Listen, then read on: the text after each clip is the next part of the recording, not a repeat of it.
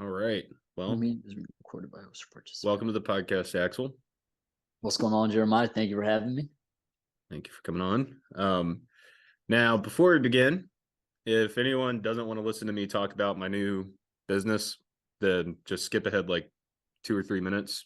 But basically, mkthrifting.com is a website that's designed to target the entrepreneur. So we go out to yard sales, flea markets, things like that, and we try to buy flippable products extremely cheap. Like before we purchase it, or I say before I purchase it, um, I go online and I find that exact product at a certain price, and then I buy it at around 25% of that price, and then I put it up for half of the price. So we have like a 25% margin.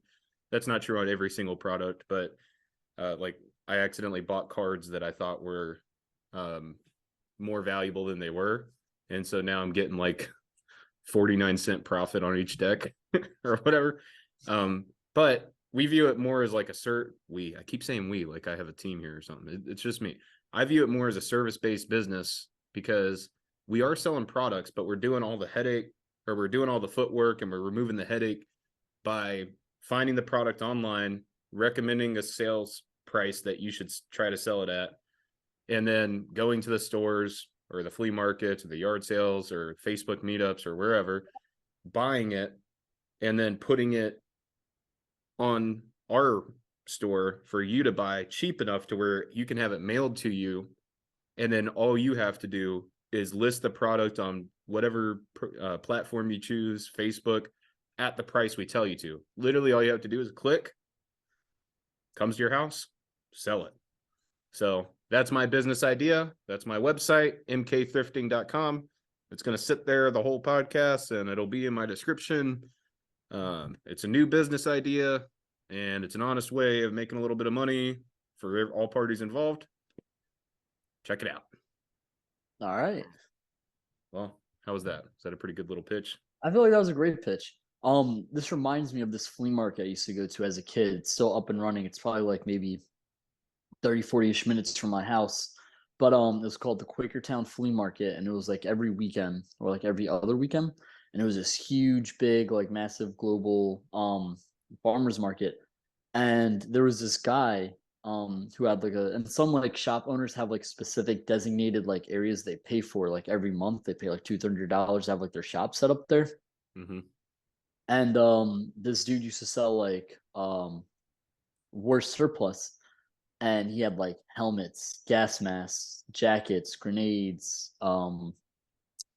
weapons with the firing pins taken out, all these things from like World War II, Korea, Vietnam, Iraq, Afghanistan, the occasional odds and ends of a World War One thing. Mostly stuff he got World War II wise would like sell out very quickly, but you could get helmets, jackets, patches, insignias, a lot of cool, genuine, real life historic things from that guy for you know a decent price. He would go like out like picking and hunting for these things. People would sell it to him if like they didn't want anymore. Maybe they're like grandfather's old helmets, stuff like that.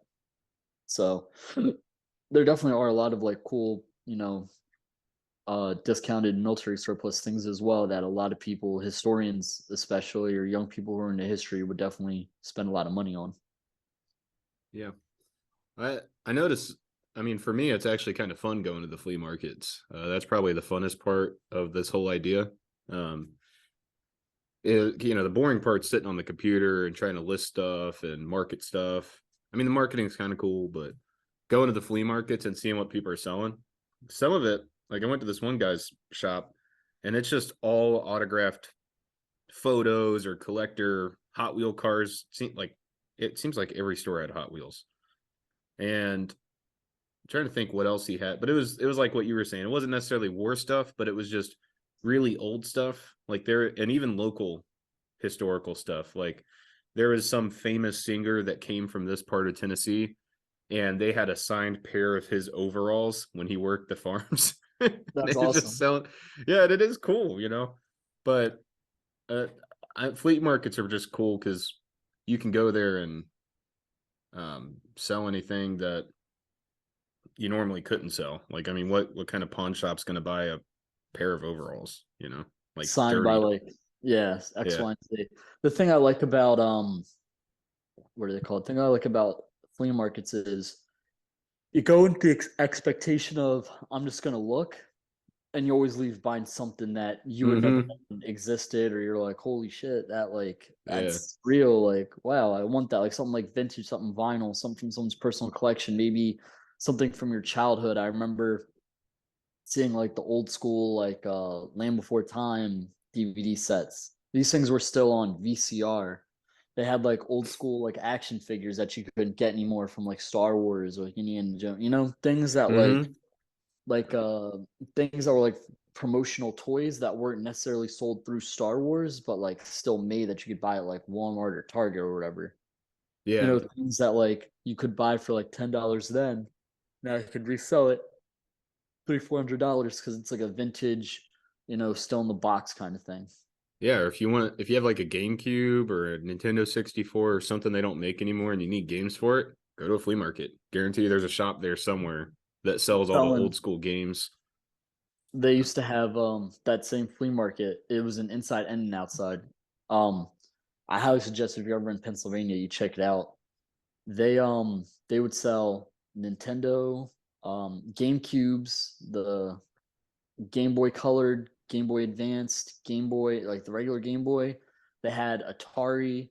They had that one where the controller's sort of like this, the old school one, and like the sticks come down Mm. like this. Yeah, yeah.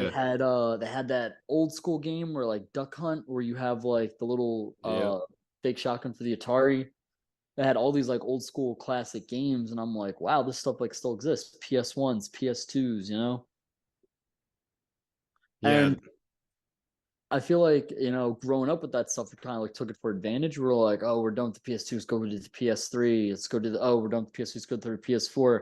I ended up buying a 360 um maybe like 6-7 months ago because I missed all the old school nostalgia games. I played The Yeah. Godfather, I played the Scarface game, GTA 4, GTA Vice 4 is City. mine. Yeah.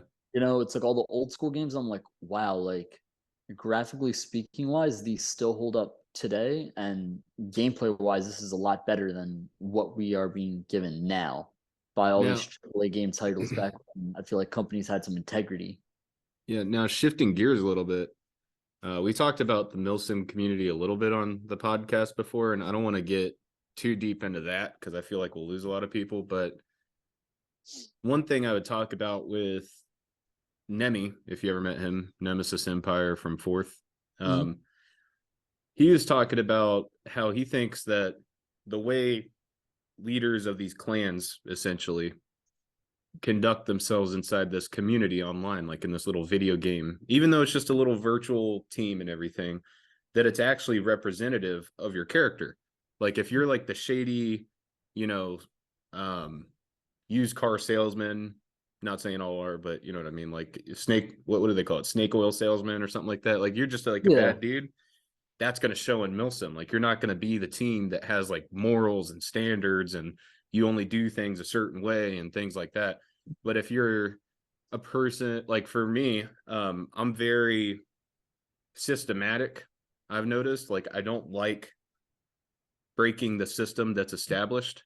But it's weird because I kind of have a bit of a problem with authority I don't respect, and I don't like being put in a box or being. But I like making a system and then using that system, and then when people try to circumvent that, right? So like we had a guy, in the team, we would have an initial training that people would have to go through before they could become part of the team that was pretty thorough. And we would have members that would come in and kind of work their way up and everything. And then I would pressure them to get more people in and stuff like that. And they would want to circumvent it. They would want to make the initial training easier, or they would want to maybe just kind of, I've even had a guy literally just bring people in. Like I trusted him enough to where I set him up so that he was controlling all that. And he wasn't even running the initial training. He was just bringing people in. And so do you think that maybe not even just Milsim, but the way you conduct yourself in a game is representative of your personality? That can go two ways, right? I play a role playing game like Fallout, right? Or I play some RPG, Skyrim, Fallout, whatever. You know, maybe one playthrough, I want to be like a low honor, like killing everybody sort of individual. Another playthrough, I want to be high honor, do the right thing always. You know what I mean? Don't take shortcuts. I feel like with video games, you have that freedom to express yourself, how you feel, and not necessarily you're making, okay, I'm making myself Axel in this world. I'm making some other dude who's like, his name is like Patrick, for instance, right? And I'm like, okay, well, I think Patrick's sort of a bad guy. So let's go rob people. Let's go shoot people. Let's go work with the villain, how do you call them? Like the villain faction, what the game sort of morally portrays as bad. But at the end of the day, I think it really is how you perceive them. Maybe they're just a group of people that have been picked on and bullied, and they're running, renegade squadrons to try to like get back at the evil empire. You know what I mean? But then the empire is going to say, "Oh, we're actually the good guys. We're trying to restore order. This, that, and the third." So it really all depends. Yeah. I would agree with that. I didn't think of that, but I've done that a little bit before too in video games, where I just kind of take a role on that isn't something how I'd conduct myself in real life. Just because why not? You're on a video game, right? Like, might as well experiment with new. There's no consequences, I feel like. Yeah, yeah, Like obviously in real life, I'm not gonna wake up today, go run over 50 people with my car like GTA and hop out and start shooting everybody. Or like, you know what I mean? I wouldn't do that. But like maybe in like GTA, like you know what I mean? It's a video game, there's no consequence. But Well, that's like but how I conduct myself in a game like that, I wouldn't conduct myself in real life. yeah. When the What do you lines think start. about I'm sorry, go on. No, go ahead, go ahead. I was just saying, what do you think about like that whole argument that kids playing video games with, gun violence and stuff like that encourages them to, you know, like go into schools and shoot people and stuff like that? Perfect example. 2007, Halo 3, picked it up from my local Blockbuster. Blockbuster. I'm born in '98, and I'm going to Blockbuster every like weekend or every other weekend because Blockbuster games you can only rent for about 2 weeks out, a week out. And I used to rent video games from Blockbuster. And it's 2007. I'm about 11 years old because I was born in '98, so that put me at what, 11, right? Yeah, I think And so.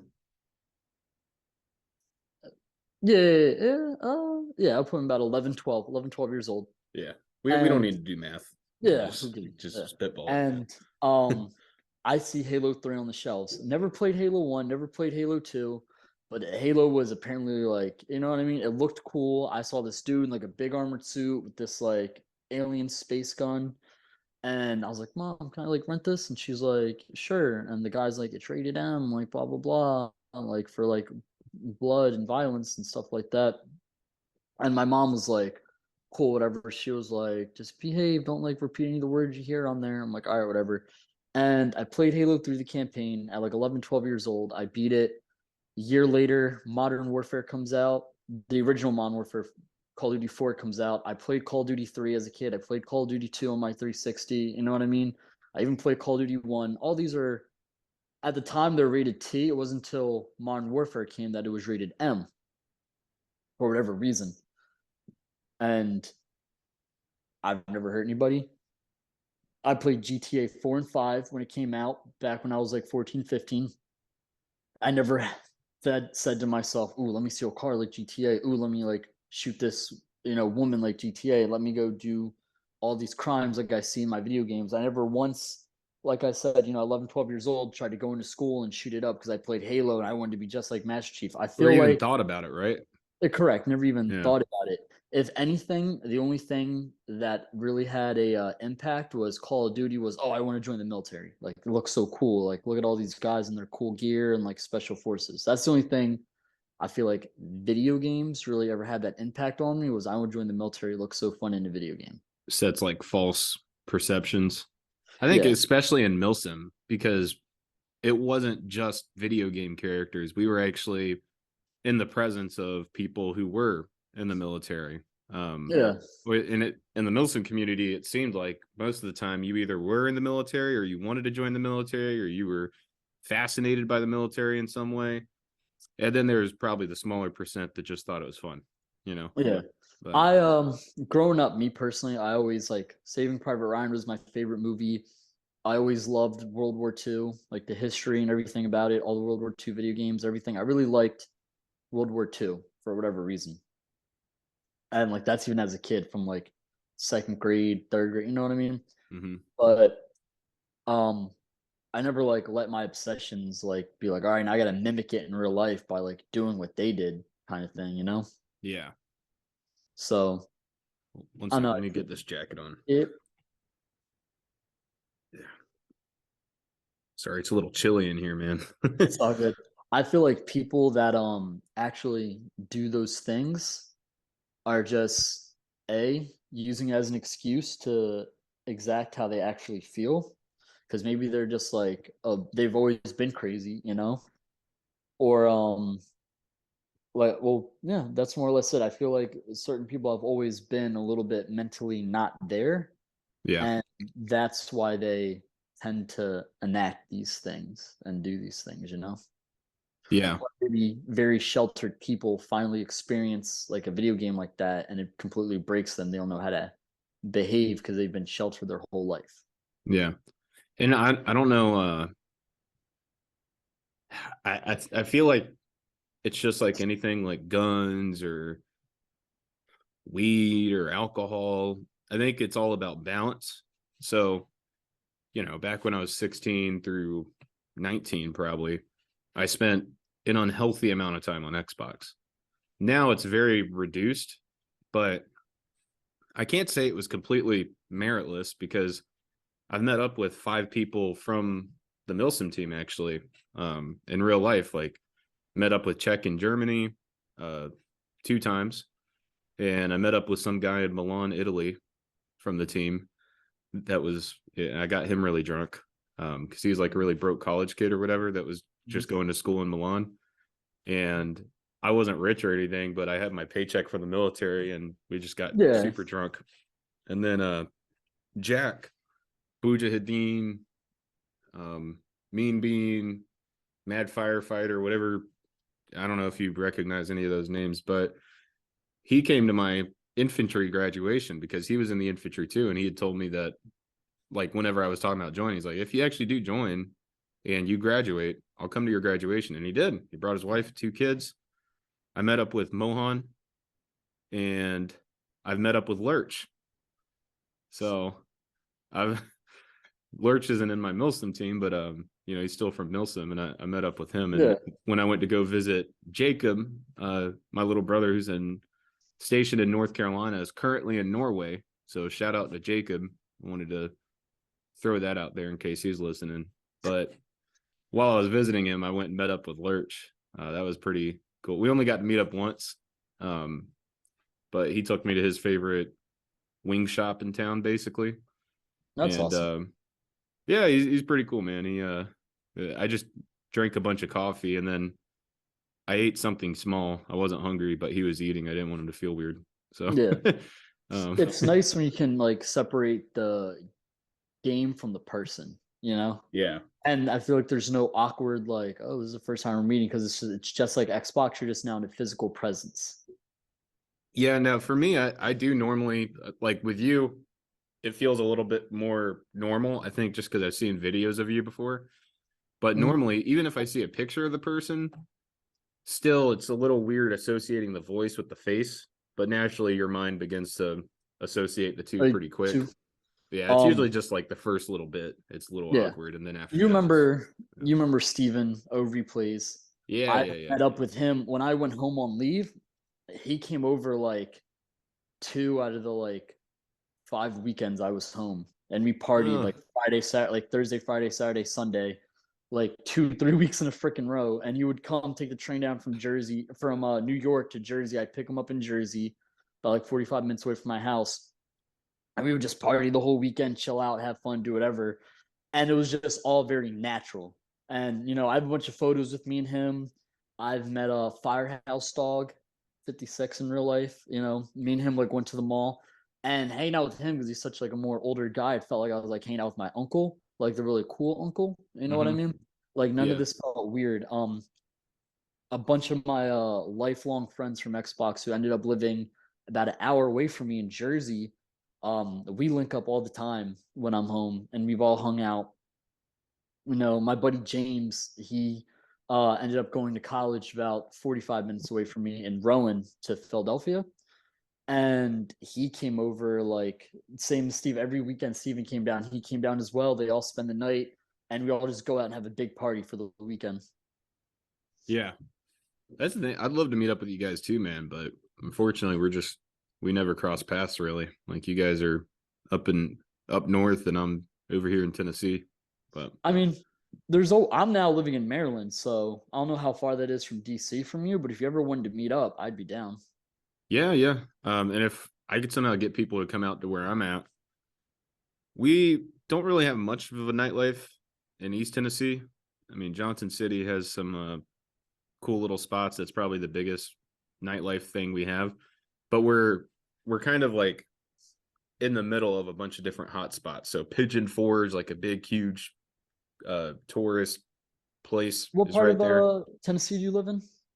I'm over in like the Kingsport, Johnson City, Rogersville kind of area. And but if I could get people to come out here, we wouldn't necessarily have the nightlife on our side, but my family has a big chunk of land somewhere out here. And I like we can go get a giant bonfire, fish, I drink, mean, to be whatever. honest, you're only about 7 hours away from me. Really? I didn't Yeah, realize that you were that close. like 6 hours and like 50 some odd minutes. Oh, But up to 7 hours. Because like I said, I'm in Southern Maryland now. I'm about an hour south of DC.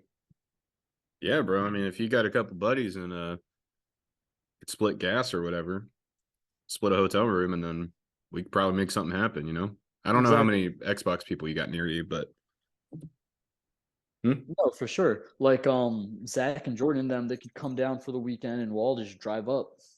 that'd be dope. Yeah, I'd like that. So we can definitely make these things work. The I remember when I was PCSing from Washington to Maryland, I was going back home first. And I think I took me, my buddy Ziggity and Wiggity, they both flew out. And we drove in 3.5 days from Washington State all the way to Pennsylvania. Oh, And we hit Oregon, Nevada, Utah, Wyoming, Nebraska, yeah, Iowa, all the Indiana, Illinois, Ohio, and PA. We had all these states in just 3 days, just chugging through. Each of us pulling like 6 hour shift. yeah. Well, and by the time you guys had actually come down, I should have my own place by then. I currently have the dinero set aside. Like I can move out today if I wanted to, but I've got two different places I'm looking at. Like one's like a 1 bedroom apartment. That's kind of last resort. It'll work. But you guys could like share the living room if you just wanted to Yeah, save money, or you could get a hotel room, whatever. But there's another person I'm looking at that's looking for a roommate. I actually met him at the gym. He's like an older dude, pretty chill, pretty, he just kind of wants a quiet roommate that ain't gonna cause too much ruckus, and we'll yeah, pay not him enough issues. Yeah, like $500 a month or 700 or whatever. But he has a full on house, and he's talking about giving me a room, and then he's got like a whole basement he's turned into a room. And I'm sure he'd be cool with me, as long as I'm cool with him, and I'm just like letting him know ahead of time, like, hey man, I got some buddies coming into town. Is there any way they could just like stay in the basement downstairs yeah, for a couple days? I think he'd be cool with it, as long as you guys didn't like get drunk and break stuff. But yeah. Obviously, yeah.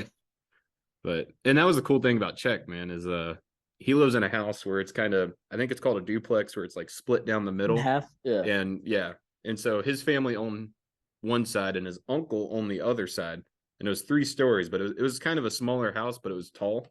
And yeah. he turned the attic into an Airbnb, and his uncle was just like, oh, you're a friend of my nephew, you could just stay up there while you're over here, it's no big deal. I was That's like, that's awesome. that's dope. Yeah, Czech's definitely like a really good host, because he's like the town he's in, it's a really small German town, but everyone's really friendly. Everyone knows each other. He knows all the bar owners. So even when my COVID vaccine card wasn't really working, because the army said I had to wait 6 months, but Germany said you had to have your like 28th booster within 3 months of your whatever. Yeah. Thing. We couldn't really go to the mainstream bars, but like all the small mom and pop places. They're like, we don't give a shit. Just calling in. Yeah, he's like, oh, your friend of Chuck, come on in. Like I Yeah. don't know why they're Russian now, but you know what I mean. Yeah. No, I got you. Yeah. That's like when my buddies came to visit, I had a spare guest room and I had the basement. And then if like my parents or whatever were out of town, I would stay in my parents' bedroom, give one person the guest bedroom, give one person my room, and then I have a fully furnished basement, so there's couches and everything. And I just gave everybody pillows and blankets, and I was like, all right, see y'all in the morning. Yeah. Yeah. Yeah, that's definitely something I want whenever I get my own place. I It'd be dumb for me to try to get a big place now. I'd just waste all the money I make. But eventually, yeah. I mean, we both have access to that VA loan. And I know there's better options out there, but I can just go get a house and I would I definitely tell you, take that VA loan, take all that money you're saving. I'd say get a house. yeah. And then Yeah. if you own the house, you can be the one to rent it out to people with the other rooms and things like that. Yeah, my goal is like by the end of my bachelor's degree, I want to have my own house. I think that's 100% doable. Yeah, because like right now, I've been listening a lot to Dave Ramsey and then my dad. Um, my dad's been pretty successful with money and stuff, and like he's bought houses his whole life and everything. And he's telling me there's something called loan insurance. So if you don't put 20% down, you have to pay a premium each month that basically ensures that The your loan bank. will be repaid. Yeah. So he's saying like, yeah, you can just go get a house, but you're going to be just throwing a bunch of money to the wind until you get 20% of it paid off. He's like, so I'd say probably wait until you get 20%. And And then then, buy the yeah, house. yeah. And Dave Ramsey says, you shouldn't get one unless it's 20% down. It's a 15-year agreement, not a 30-year. And it doesn't exceed, I think the monthly payment, like the minimum doesn't exceed 25% of your monthly income. So like he's saying you should pay it off within 5 to 7 years, but just in case you get in a bind, it should always be low enough to where you can meet it pretty easily, you know. Yeah, within So a time frame. I understand that. yeah, yeah. So that's that's kind of where I'm at. I got that, MK thrifting, a random gumball machine in a barbershop somewhere in town, and this podcast that like doesn't make any money. My biggest money earner right now is a gumball machine in a random barbershop that makes me 50 cents a week. I But it's mean, hey, okay. It's something. okay. That's how it goes. You gotta fail a bunch before you get your win. But Exactly. Everybody always sees like, oh, like Jeff Bezos is this millionaire, this guy's a billionaire, this, that, and the third. But it's like, you know what I mean? Everybody starts off somewhere. Nothing's just handed to you unless you come from someone who's already rich. yeah. And I can't remember that guy's name. He's kind of a big deal right now. He's like I think he's a billionaire. He's like 30 something. I'm not talking about Tate. I'm talking about this other guy. And he runs a website. I think it's called acquisition.com. And he has a book that was $1. And he's going on all these podcasts and he has his own channel and stuff. But one thing he talks about that I actually thought was pretty interesting was when he approaches a problem, like he's like, he went viral for saying this thing on Twitter, and it was along the lines of how to stay poor. Mm-hmm. And so he would say, like, instead of telling people how to get rich, he tells them how to be poor. He's like, Yeah. well, if I want to be poor, the first thing or one of the things I'd probably do is I'd try to start a business. And then when it fails, I'd just give up and never try again. You're And thinking of Alex Hormazi, right? yeah, yeah, yeah, that's the guy. Yeah. Yeah. Um, and he's like, if I wanted to stay poor forever, I'd probably spend a bunch more money than I make. So I'd get a lot of debt. If I wanted to stay poor forever, I wouldn't take any risks. I'd live very conservatively, and I just work a 9 to 5 and then pay my bills and that'd be it. You know, and he just keeps going through all these things. But his point is, when instead you try to, like, the things that stick out to us are negative things, the threats, you know, because, like, you know, naturally that's what stands out to us as humans is, you know, what's a threat? What's not a threat? Like, oh, that is probably going to hurt me. I need to watch that. We're not really thinking about the good things. We're thinking about the negative things. So he says it's easier, instead of asking yourself, how do I become rich? Ask yourself, how do I become poor? And then just do the opposite of whatever it Whatever- is that will keep me That's poor. poor. Yeah, exactly. Yeah. And so, like with MK thrifting, I'm like, okay, if I wanted to stay poor, or if I wanted this business to fail, how would it fail? Well, I'd probably not spend any money on marketing. I wouldn't try to market it at all. Um, as soon as I didn't get any progress within a week, I'd probably just give up and not try anymore. Exactly. If I'd probably overprice the products because I wanted to get greedy and I wanted to keep the money. Probably Um, short the seller, short the middleman, try to be, you know what I mean? yeah. Like a snake salesman. Yeah. And I'd probably not care if a customer felt like they were ripped off. I wouldn't really care about customer service. And then, of course, what does that mean? You just do the opposite of all that. Exactly. And I just found that really interesting when he laid it out that way, that you should approach a problem with a reverse or with the opposite attitude. Instead of how do I fix this, is like, how do I not fix this? You How do know? you make things worse? Yeah. Yeah. Is reverse psychology almost like how can I take a situation, make it worse? Okay, so if I don't do that, it'll end up making the situation better. Yeah. That's true. Yeah. And then there's Dan Bilzerian. Um, I'm just kidding. I don't really, I don't hate the guy. I don't hate the guy. I'm not saying anything bad about him. I've only seen one, or I've only seen two videos, I think, with him. One was when he was on the Joe Rogan show. That's how I found out about him. And then I went and clicked on his channel and I saw him messing with all these like girls. He had like some supermodel chick in a bikini and he offered her 10 grand if she could run a mile in like 4 minutes or something. And she works out, but she Yeah, ain't running all the yeah. time, you know? And so she gets on there and she's just running. And she ran fast, but she didn't get the 4 minutes. He's just over there laughing with his 10 grand in his hand. I'm like, oh, dude.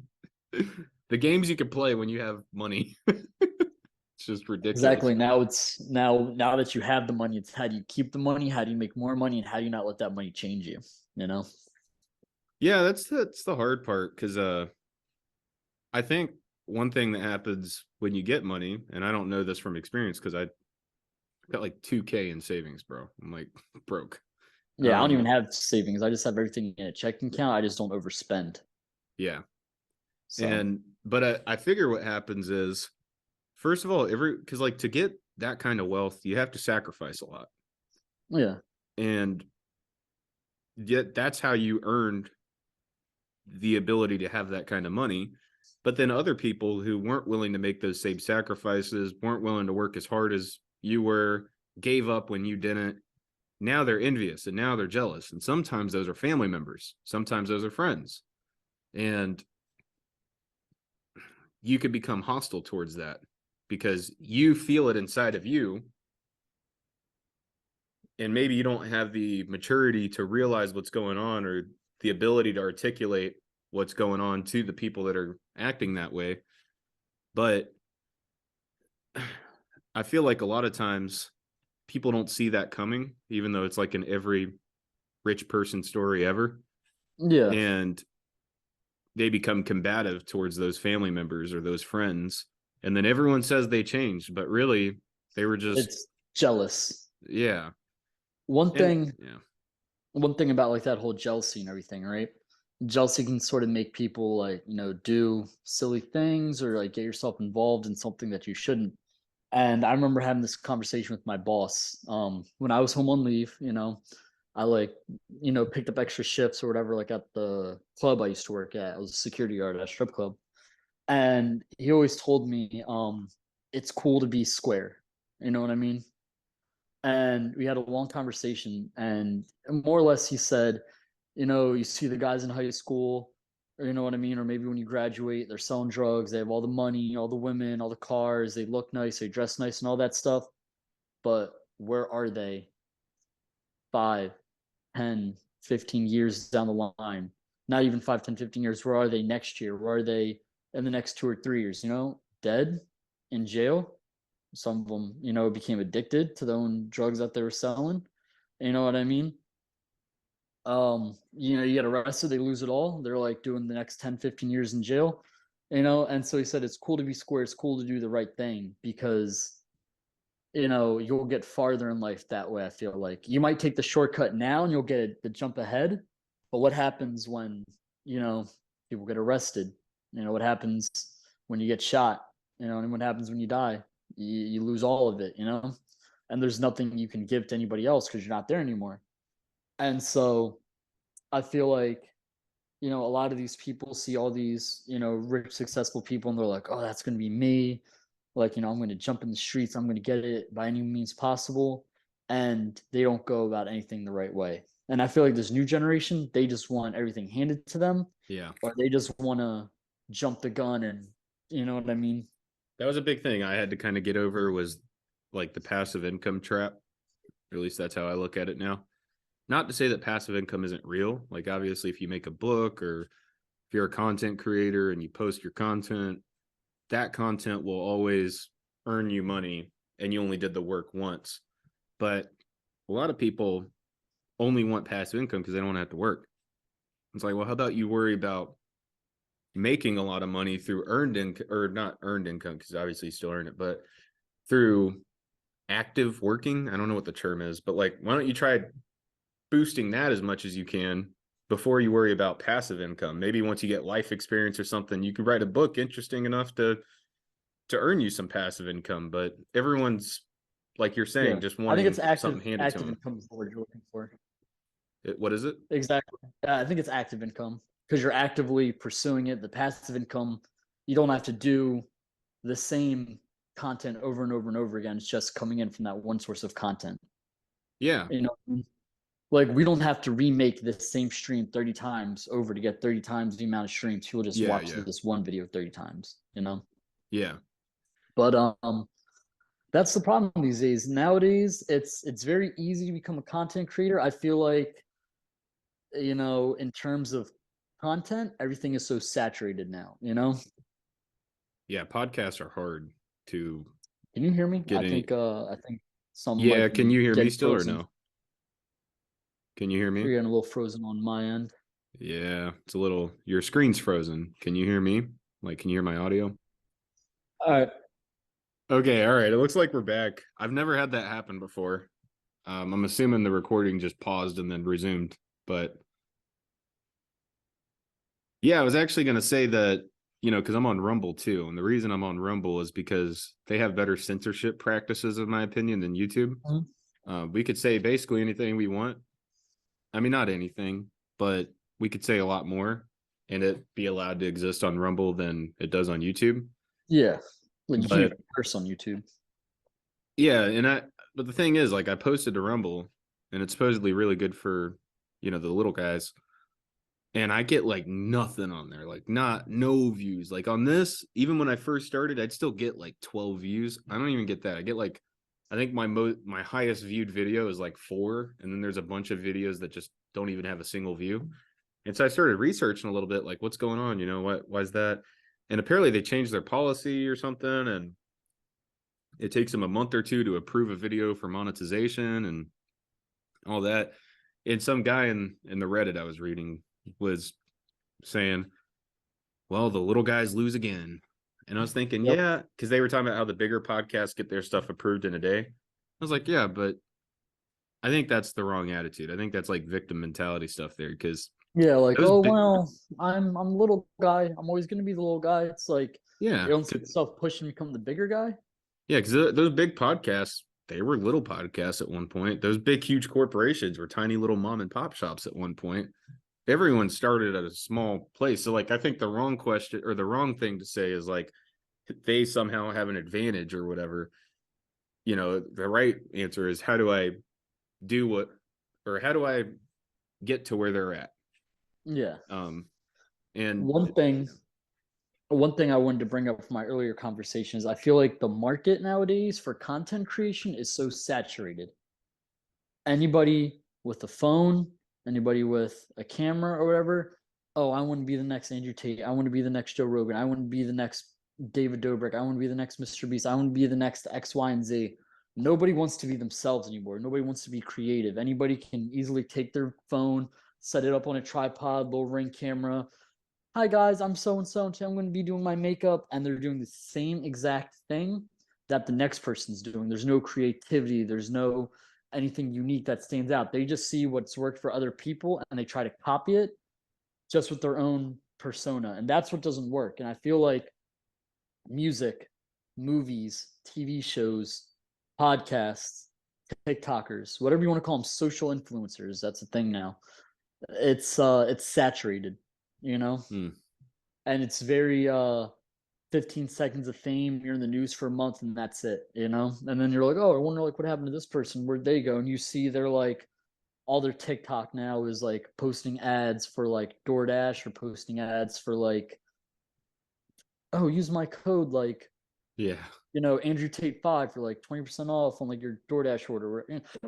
You know, they don't last long. They have no lasting impression.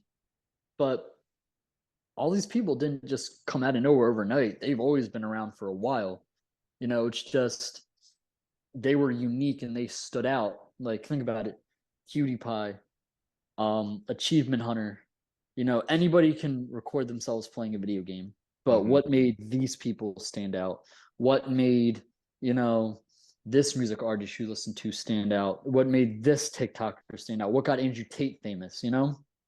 Well, and with each person, I mean, and this is specific to podcasts, but with each person you do a podcast with, you improve. Like, look at Joe Rogan stuff. That's part of what motivates me is like, I love Joe Rogan, but like his first podcast sucked. Like, I mean, I don't know where the number is that it got better, but I mean, easily 300 and below kind of sucked, you know? Yeah, It, but he didn't give up. He just kept doing it. And he didn't really care about the money. I mean, he was already doing pretty well. And they didn't even really expect it to work out. He just was really, you know, what would the word be? Stimulated by all the guests that he was bringing on. You know, he's bringing on all these like great thinkers and stuff and things like that. So to me, that's like, I told myself before I ever stop doing podcasts, I'm going to get to 100. And then I also try to focus on the thing I'm doing rather than the clicks I'm getting, if that makes sense. So like I try to focus on this, like instead of me thinking if I talk about this, maybe I'll get these kind of views or maybe, you know, things like that. I just try to think, oh, I'm just having a conversation with a friend. We're just talking and I enjoy this. And if it gets views, great. If it doesn't, I'm not too bothered. I mean, obviously I'd love for it to get views, but you know, I'm not going to sit here and lose sleep over it. And same thing with the business, rather than focusing on just making a bunch of money, let that be a side effect of the thing you're actually trying to accomplish, which is buying things cheap enough to where you can sell it cheap enough to where they can get it and then put it back on the market for the price you tell them to put it on and make money themselves. Focus on the exactly. service, you know, rather than just like, how much money did I make today? Which you need to do that too. But like your primary focus should always be the activity of your focus. I'm having trouble articulating that, but No, I understand 100% what you're saying. yeah. Bet you, have you ever started up a little hustle or how with the strip club? Mm-hmm. Did you ever actually have to like do your job or were you mainly there just as a deterrent and you never really had any issues? Um, I'm sorry. The way my job worked, right? Um, so I had the main goal of, you know, I showed up, did my job, whatever, you know, security, I'm here as a presence, that's it, right? Yeah, tell us what it's like to be a security guard at a strip club. So me personally, I always dressed for the job I wanted, not the job I had, if that makes sense. Yeah. Fake it till you make it kind of. Not fake it till you make it, but you know, I'm security. I want to be dressing myself up in a very mature, you know, You what's the don't word? look like a guest. Like you look like an employee, kind of professional. There was a lot of people I'd say that I worked with that, they'd show up in like sweatpants, Mm, baggy clothes, you know what I mean? Like they look like sloppy. yeah. They'd show up in like sweatpants, baggy clothes, not really like caring. They look like shit, someone you wouldn't take serious. And I saw that and I'm like, I don't want to look like that, like fucking cargo pants, black boots, and a hoodie thrown over, or like some like sleeveless like polo shirt. You know what I mean? Like that didn't look professional to me. Me, I would throw on a suit. I'd have my thing buttoned up. I wouldn't wear a tie because you don't want someone yanking on your tie. But I wear a button up suit, dress shoes, and I'd walk around like professional, like the managers would walk around looking like. And you could tell I worked there because I like just carried myself in a very like professional presence. I wasn't like a lot of these guys, they would just like be late. Like a lot of the guys who worked, they would just be like laid back, chilling, just looking, like not really giving a fuck on their phone, texting, and the managers wouldn't say anything to you, but they would just kind of look. And this is a conversation me and my manager had. And he's like, I don't say a lot, but I see a lot. And so he was like, you dress professional, you come to work. I always came to work about 30 minutes early. You know what I mean? Chilled in the parking lot, whatever, listening to music, just like hanging out. And then I'd go in about 10 minutes early, wait till my time, clock in. People wouldn't come to like 30, 40 minutes late, just not giving a fuck. Are you talking about the And, girls mainly? no, I'm talking about the guys that work security. Oh, okay. Yeah, I Oh, so worked they would come in like sweatpants and things like that. exactly. Yeah, I yeah. thought you were talking about the girls, and then they No, come and I'm then they talking about change and strictly security. oh Will come wow. in looking like shit. So security will wear these like big ass like black combat boots, black sweatpants, maybe a black polo like short sleeve t-shirt or like a pullover hoodie, and they just be chilling there on the phone, texting, not caring. All this like shit's going on. They just trying to, you know what I mean? They're just there to pick up a check. Me personally, I wanted to dress nice. I want to dress for the part. The girls, we don't worry about the girls and how they come, because they're gonna get changed and all that. That's regardless. But Did you ever have any issues with security people harassing the girls? Like, did you ever see any of that? there it definitely happens. I wouldn't say harassing, but they try to like, oh, she's a stripper, she'll probably let me have sex with her, blah blah blah, because I work there, and they get a little bit too creepy, and a little bit too handsy. But nothing like me, you know what I mean? That's all handled at manager's level, and they're kicked And out. did you receive any training for security, or was it just kind of like, hey, come on in and just hang out, and if you see a problem, do something? My manager, he really took he looked at me. I had no security experience. I'm maybe 21 years old.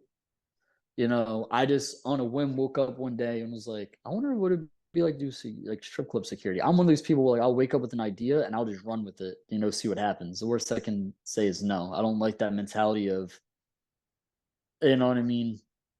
I don't know if I can, so I won't. I'll, you know what I mean? I'll push the Hmm. envelope. I'll see what I can do. And he's like, do you have any experience? I'm like, I'm really great at talking to people and like debating and diffusing issues. And he said the world's security nowadays, they don't want big guys who can throw people out. That's lawsuits, that's, issues, that's money lost. That's They want interesting. they want more smaller, not smaller, but more like, less physically intimidating, like, yo, listen to myself, I'll beat you up, more, hey man, like how's it going? Like what's the issue? Is there any way I can help you? Like blah blah blah. Or like, hey buddy, you had too much to drink, like do you mind come with me? Like we're gonna get you right out of here. They don't want big 6'2", 300-pound dude like punching on you and all that stuff. You Almost know what I like mean? what they want police officers to do. They always try to train them to de-escalate rather than like Yeah. use the Now, minimal force of necessary. course, you're gonna want your big guy. You're gonna have like one or two big guys for when something does happen. Like maybe you'll want him at the door in case someone tries to like do something. Or you're always gonna want your big guys, but they want you to be more communicative. And he said he took a risk on me because I showed promise. And the thing is, sometimes you have the little guy who's got a lot to prove. He's a hothead. Sometimes you got the big guy. He's all brains, or he's all bronze, no muscle. You know, and those aren't Yeah. good. I mean, you don't want someone who's trying to prove themselves, someone who's going to try to be a hero, someone who's going to try to, You need someone kind of street smart.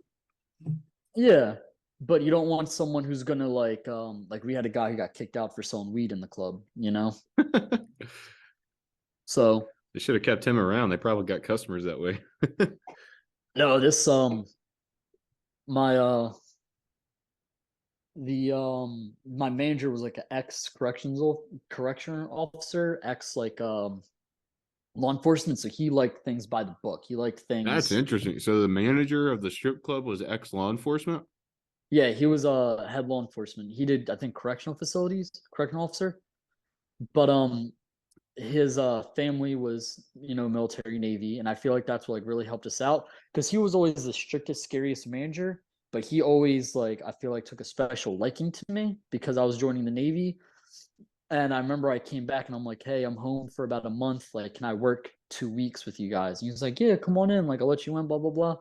And we had these like long, like hour-long, in-depth discussions. Like during work, he would like pull me off shift to like just talk to me like one-on-one about life and shit.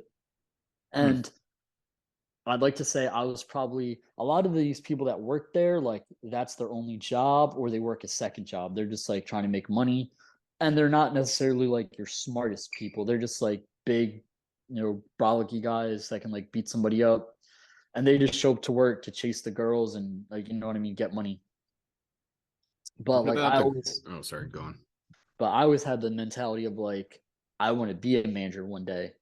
And so when I was working there, we talked and he said, yeah, when I come back after the military, if I want to be a manager there, he'll get me the job. So Well, that's pretty cool. Now the girls are the girls, and I'm sure this is just dependent on the club, but like if the club you were working at, were they more team like? Did they work together, try to help each other out?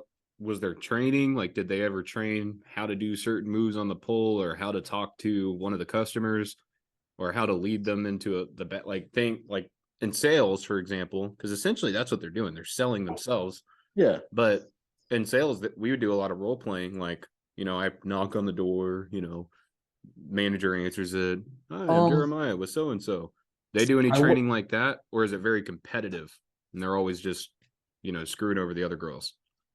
I wouldn't say screwing over the other girls, but let's say a customer prefers a white girl, customer prefers a black girl, customer prefers a Hispanic girl.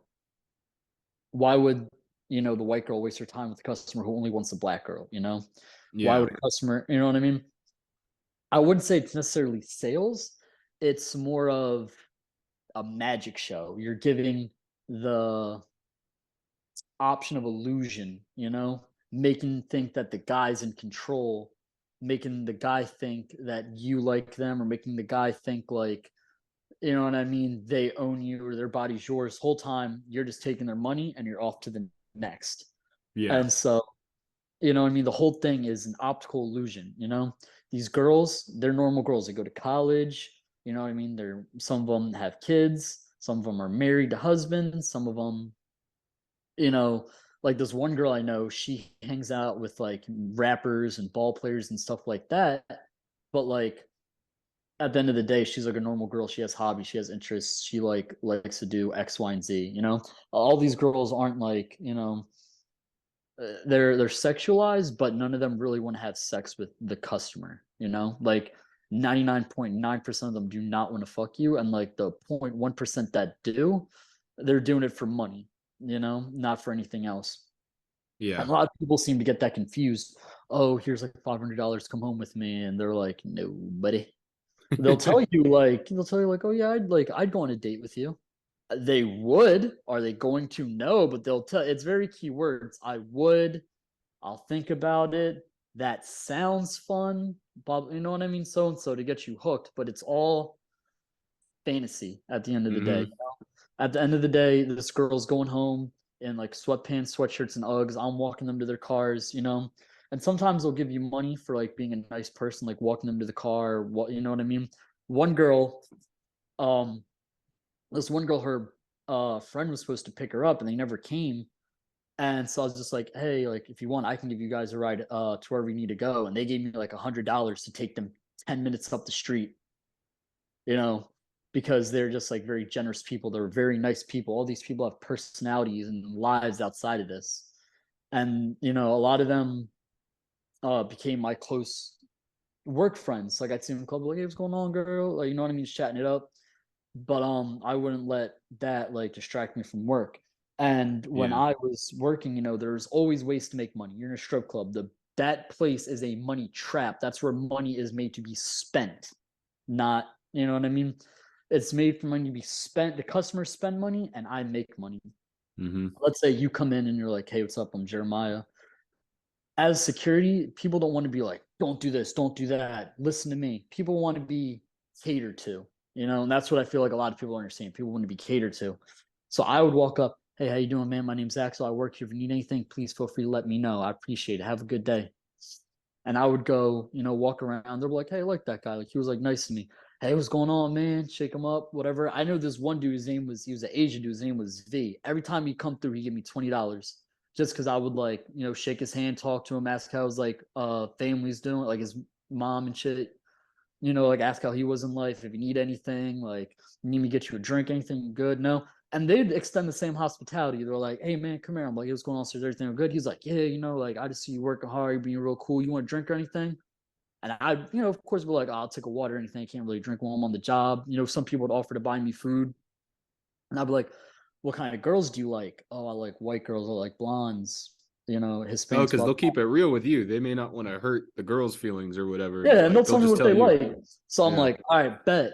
And I'll walk over and I'll grab like so and so. I'll be like, yo, Susie Q, homeboy over there said he's interested in you. I'll escort her to him.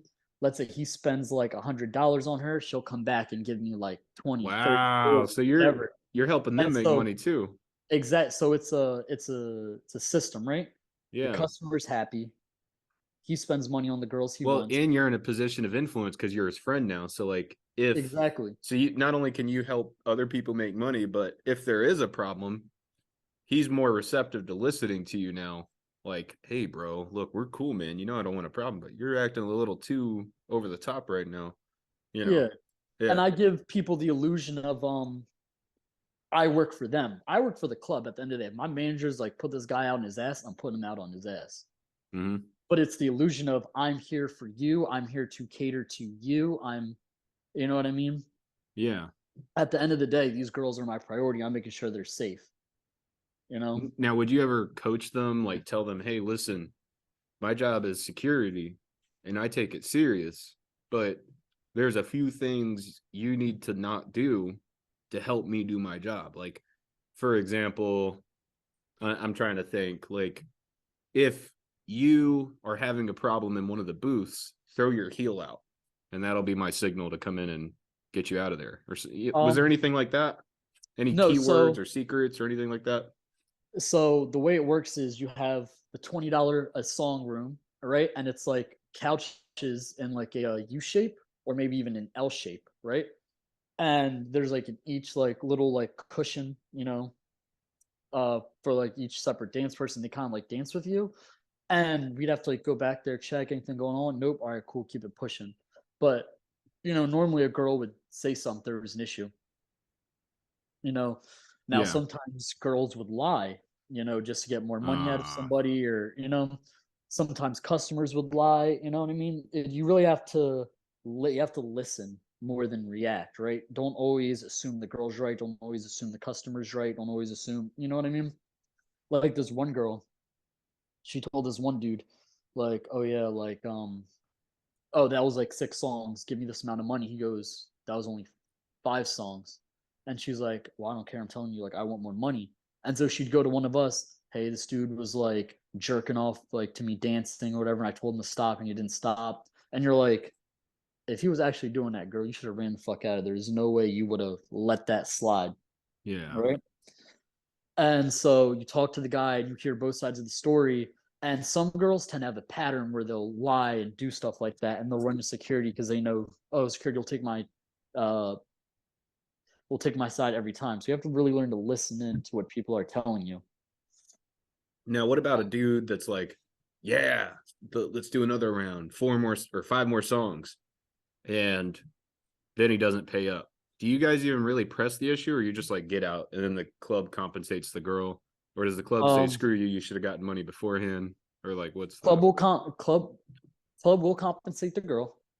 Um, the security will escort that man to an ATM. If his card's declining and there's absolutely no way he can get the money, the police will be called. Really? Yeah, Wow. we had this one dude racked up like $300, didn't want to pay the girl, and we called the cops. Cops came, and the cops basically said, "Pay the girl, or you're going to go to jail." Magically, this dude could pull $300 out of his account. But I mean, like, can you guys actually prove that he received the goods or the service that he's supposed to pay for? Can he just say, no, I wasn't even in there? I don't know what you guys are talking. Dude, I was back there for 3 minutes and then she kicked me out and says that I owe her 300. Absolutely not. I'm not paying that. Take me to Um, court. Like, do you ever get that?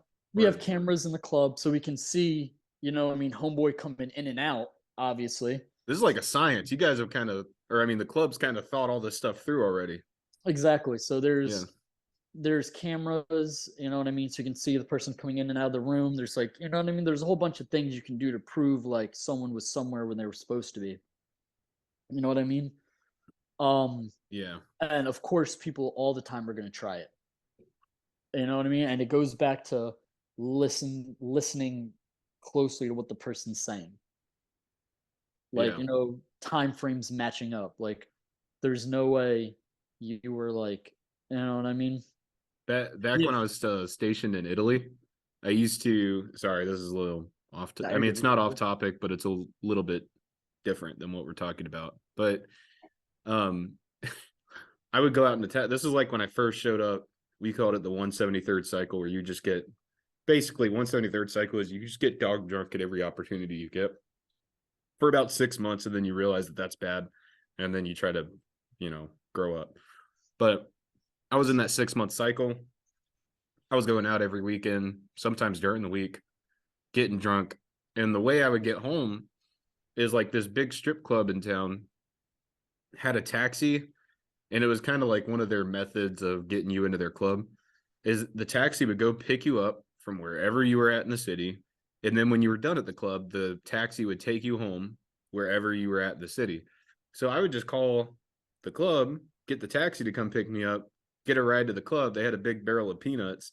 I'd eat peanuts, and then I'd go like 15 minutes later, get back in the taxi. They take me back to base, and I didn't have to pay for a taxi. That's awesome. Yeah. Um, the taxi companies will like purposely park outside of the strip club to pick up drunk people coming out. Oh, that's Towards good. like towards the end of the night when the club closes at 2, they'll start pulling up 1:30, 1:45, and they'll wait and just start picking people up. I think that's the biggest problem here in East Tennessee because, like, I mean, man, I haven't drank heavy since the army. Really, actually, I take that back. There was one night since I've been out where I did get a little carried away. Not too carried away though. I've been way more carried away in the army, and I think in total, like maybe 3 or 4 times have I consumed alcohol, even a little bit. Or no, that's not true. I had 2 Trulies when I would go to the comedy club before I go up on stage. I'd have a couple Trulies just to kind of like calm my nerves a little bit. Yeah. Um, but my point is, I haven't really abused alcohol, but that doesn't mean I wouldn't mind abusing it a little bit Yeah. occasionally. But the problem is, everything here in East Tennessee is like 30 minutes away. Yeah, So, if you want to go grab something. so what you gonna spend $80 one way for an Uber to take you to town, and then spend another $80 to come back And back, just so yeah. you can have $30 worth of drinks. So it's like, and you can't drive home, obviously. So like, what are you gonna get a hotel room? Getting a hotel room would be cheaper than getting a taxi back. So like, I feel like that's probably the biggest problem in more rural parts of America with strip clubs or bars or anywhere where you get out and drink alcohol. Is like, people are like, how do I So get home? my You thing know? is, right, I'm not a drinker. I don't drink at all that much, you know, and I like to always drive myself because when I'm ready to leave, like I'm leaving on my own time. Mm-hmm. And my goal is everyone's like, oh, drink, drink, drink this and third. If I'm going somewhere for like, 2, 3 hours, average time you spend at a bar, I get one drink as soon as I get there. I get my second drink like, 20, 30 minutes after. Don't drink the rest of the night. See, I don't get that because, like, don't get me wrong, I get not wanting to drink, and even now, after having been a raging alcoholic while I was in the army, now I don't want to really drink that much because it brings me back to the morning after and how I felt. Yeah. But even now, though, I still kind of hold the same sentiment I did back then. Like, if you're gonna like, who's drinking for the taste? Everyone drinks to get drunk, right? So like, if you're not trying to get drunk, why have two drinks at all? Like, I'd either not drink at all or I'm getting Well, drunk. Like, there's no. my thing is everyone's like, "Oh, come on, drink, drink." You know what I mean? Like they're gonna like try to buy you drinks, and I'm like, "Oh no, like I'm just gonna have one," just so, like everybody's like quieting down, Mm-hmm. and then like that's it. If somebody else is gonna drive, I'll get drunk. But if I'm driving myself, I'll have a drink when I first get there, just because like I don't want to be staying there like this for 3 hours. Yeah. And everyone else around you is like sloppy drunk, because then you're just gonna be like, "Bro, shut the like hell up!" Like you're Yeah, annoying. that's what I was gonna say too, is like I don't like being around drunk people unless I'm also drunk. I can't stand Exactly. it. So Yeah, I'll just have like the two drinks in the beginning, and the drinks can either be they'll be anything from like a vodka Red Bull to that's like good. Yeah. a twisted tea, nothing crazy. Yeah. And that's it. No shots, nothing extra, just me like minding my business. And it's Yeah. just to like put me in a relaxed mood because I'm going to be with all these like, drunk, sloppy people. Yeah. I found the hemp gummies are kind of nice. I know you can't do that in the military, but Yeah. One thing I've come to notice is I know my limits, and I don't think I've, knock on wood, I don't think I've ever thrown up or had a hangover or anything bad the next morning. Like I push myself to like that, like I walk the line, and then right when I'm at the line, I'm like, all right, that's it. I don't wait till I get nauseous. I don't wait till I throw up. I don't wait till like I'm stumbling. I'm always very in control of my actions when dude, I'm drunk. yeah. And that's because like I never abused alcohol. I never like got drunk every like weekend, this, that, and the third. Like I even when you know what I mean, like when we went out to the clubs in Philly, I'd probably do like 3 drinks, drink like pregame, 3 drinks at the bar, and like that's it. I'd get home and I'd be fine the next morning. I'd wake up, go get like an iced coffee from the store, come back, everyone's still asleep or like Yeah. miserable, and I'm like, come on, get up, you know. Yeah, I don't know, man. I would go and I would drink 12 beers or something. Then I would just go find somewhere to throw up on purpose so that I could switch to whiskey and keep going down that drunk train. And I would I drink, but know. the thing is, man, like you get used to it. And especially if you're in the military and you have to run all the time, you're drinking a lot of water all the time because you got to stay hydrated. And so if you are super overly hydrated and then you're throwing up all the crap, you don't really have much of a hangover in the morning, but it's still horrible for your liver and kidneys. Yeah. Yeah, Jeremiah, in about 15 minutes, I'm gonna have to go because I have appointments and stuff I have to run to. Oh, right. Well, where can Um, people find you? No, I'm just I'm kidding. on. Trying to do the whole podcast Oh, thing. Yeah. yeah, no, but no, I like this conversation that we're having. Me personally, I was never, a big drinker. I was never a smoker, nothing like that. I know people who would like get so drunk they would have to do coke to like walk straight so they could drink more. And I often found myself, I'm like, well, what's going on in your life? Or like why would someone want to destroy their body that badly? You know? Yeah. Now I have a friend, and I won't say his name. But he was a really, he's still a good friend of mine. We don't talk much, but that's kind of the thing is like he's not much of a texter or a caller. It's just kind of weird if we're on the phone. Yeah. Um, but we would still meet up and have some beers or whatever. But his whole life, he's been a heavy abuser of narcotics and alcohol, and like especially in the army when he couldn't have any more narcotics, he just drank a ton of alcohol.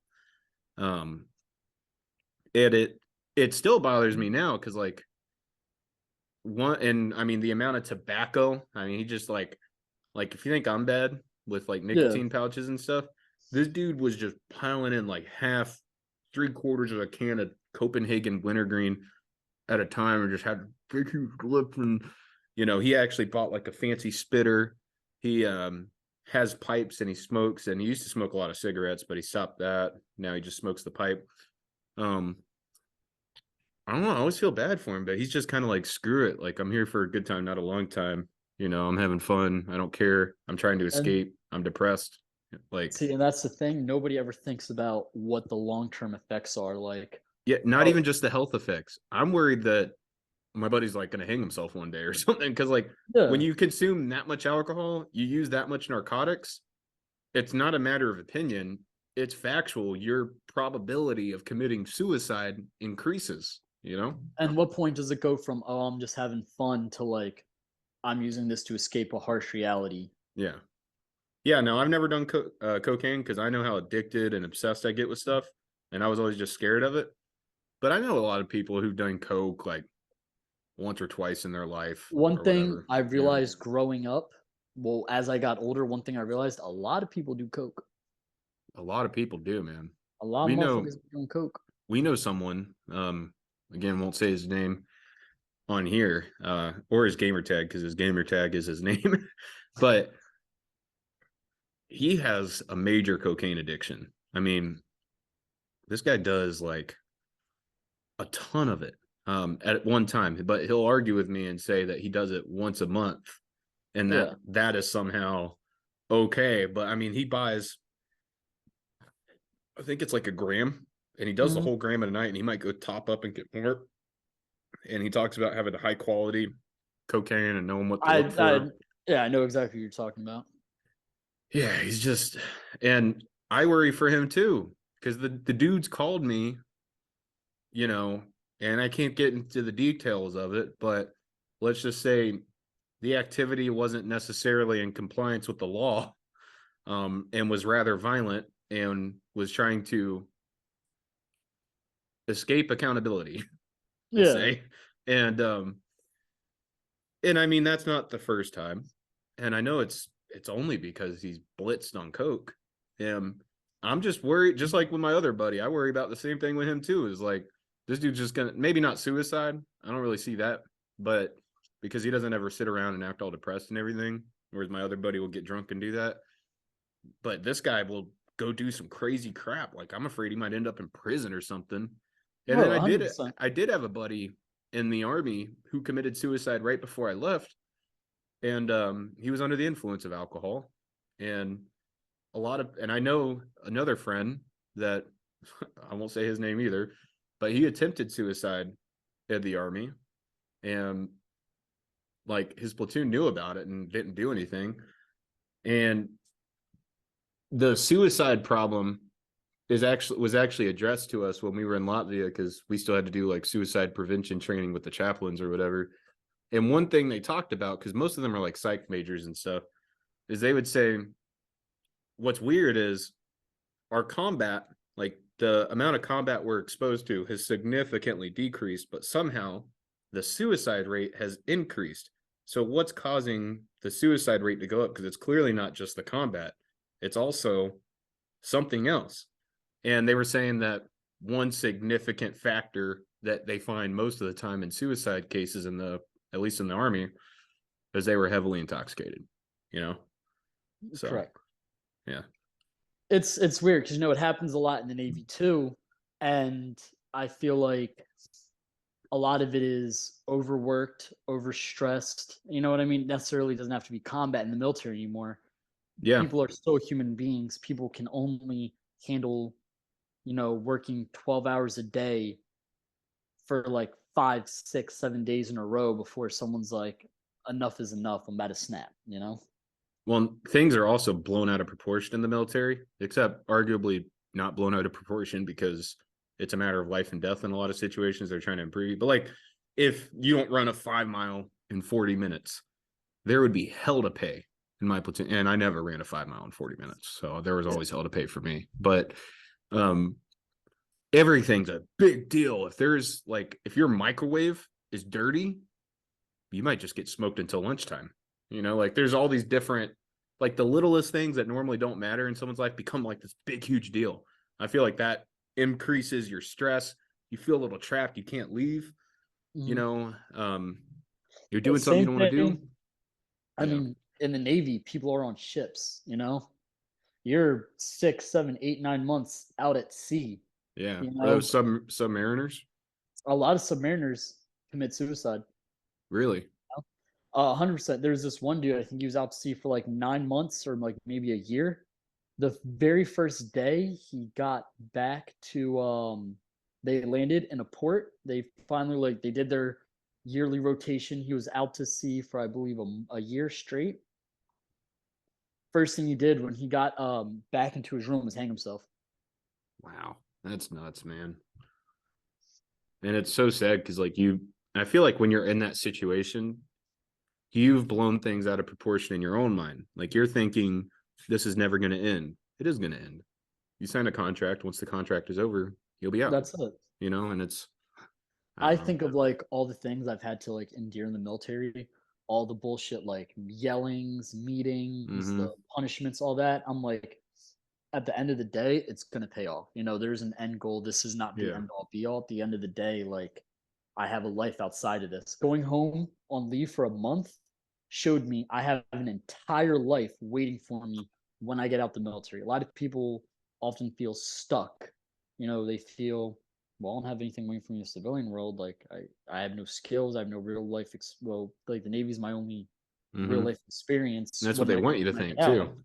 And a Yeah. lot of people tend to get out and go right back in. Like a buddy of ours, I won't say any names, who recently got out of the Marines, Mm. he's considering going back, not in the Marines, but into the Army because he's like, I miss the structure of it. I miss the layout. I had a set regime and everything. It's like, you can do anything in the world you want to do now. Yeah. Do it. You know what I mean? Too many people become conditioned.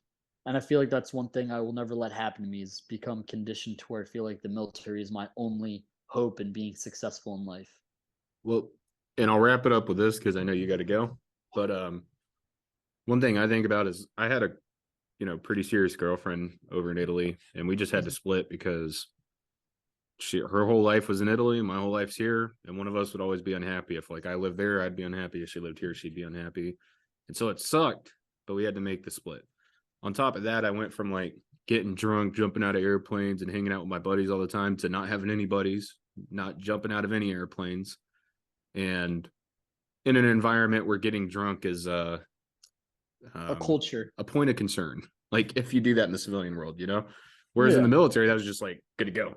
But what I did though when I got out is I just really got after it because I was like broken and depressed. It was mainly the girl. I split with the girl. It just ruined me for like 3 months. It still bugs me, but I made sure I did my workout. I started working immediately as soon as I could.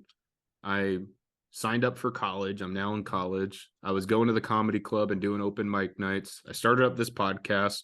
Now I'm working on 2 other business ideas, but like not, and I'm not tooting my own horn, but what I'm saying is like getting after it and like attacking things and just, it almost helps you. I don't want to say it distracts you. It does give you a break from that thing that's stressing you out, but it also, it's like if I would have just sat in my room and played video games, I would have been extremely depressed.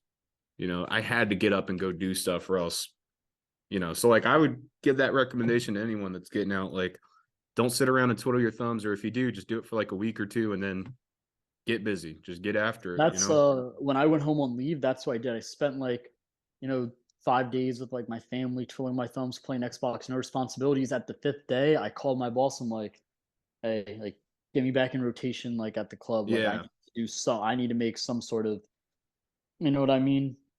Like I just can't sit here and be idle. Like it's fun for a week or two, but then Yeah. like after that, I'm like, all right, like is this it? Wake up, play video games from like 9 a.m. to like midnight. Wake up at like 11 o'clock in the like morning or like 12 in the afternoon or like 12 in the afternoon shit. And I'm just like, wow, like holy shit, I'm a piece of shit. I'm not doing anything proactive. A common phenomenon I've seen is the first year people get out the military, they often fall into depression, feel like a failure because they aren't doing anything like they were doing in the military, you know? Mm-hmm. And so my best advice to people is the same thing as yours. Go out and do something. Take a week or two to adjust and like bring yourself back to normalcy, but get out and go do what you gotta do. Like I let my hair grow out for the month. I let like my little beard grow out. You know what I mean? I like felt like normal for a little bit. Mm-hmm. And I'm like, all right, now like let's get back to work and And in my really opinion, definitely don't get dog drunk all the time right when you get out. oh no, Like, everybody wants to do that. I know, man. I remember I got out, I took a couple shots. Like the first night I was home, and I was like, why am I doing this, man? Yeah. Like, For me, I'm like a very like my parties are on the weekend, right? Friday, Saturday, and that's it. I won't drink Sunday to Thursday. You know what I mean? I won't just drink in my house by myself. If I'm going to drink, it's going to be in a party setting with other people because I'm a mhm. social, you know what I mean? It's more social. It's not like I'm alone in my room, you know. Yeah, If that's I'm more gonna drink, I'm appropriate. gonna do it socially where it's more appropriate. I'm not gonna get to the point where I'm like throwing up and like blacking out, but I am going to, if I want to drink, do it in the comfort of friends and in a, you know, energetic environment, dancing to music, enjoying myself. When I'm going to, if I'm going to drink, I want to do it and enjoy it and be happy, not associate it with coping mechanisms for depression. Exactly, man. That's coping mechanism. And I know you got to go, but I guess just a final thing. Andrew Bustamante, that CIA spy that got out. Mhm. I actually signed up for his little course on everydayspy.com. I really like the guy. I think he has a lot of good knowledge. And one thing he was talking about is like that they actually had to do this in the field, like when they were undercover, is he has a PhD in social intelligence. So he's not just like some guy. And so he's like, your stress level is here and your cortisol levels are here, which means you only have like that much room. And this is total, I'm totally stealing this from his video. You only have that much room to grow. And he's like, but there are things you can do to reduce your cortisol level. He's like, the first thing you could do is you got to find your quiet place. Like nothing bothers you. All your responsibilities are away. None of it matters. And then you need to get air. And he's basically talking about meditation, Yeah. like that helps reduce your cortisol levels. And then he was saying, and the final thing you need to do is exercise, whether that's lifting weights, whether that's running, whether that's going for a long walk, anything like that. Well, not only will it reduce your cortisol levels alone, but it'll also cause you to breathe more, which will reduce your cortisol levels. And when you're doing something physically demanding, you can't focus on anything other than that biologically. Like your mind's just on that task. It's like, so you reduce your cortisol levels. This is a measurable chemical in your blood. You reduce it. It's so now instead of having this much room to grow, now you have that much room to grow. He's like, now this doesn't mean that you take this and then you just enjoy life and you just don't do anything extra. It's like this means that now you can increase your stress levels, but you always know that while you increase your stress levels and your cortisol levels may rise, as long as you have some system in place, you can reduce. At the end of the day, you will be rested. You will reduce your cortisol levels. You'll come back to center, but you should still keep your stress levels high. And that's how you can't get away from stress. And then one of the biggest things they associate with success in business is your stress tolerance. So the more that you can withstand, the more successful you'll probably be. But Exactly. anyways, Axel, thank you for coming on. All right. No problems, Jeremiah. Thank you for having me. I hope to return soon. All right, man.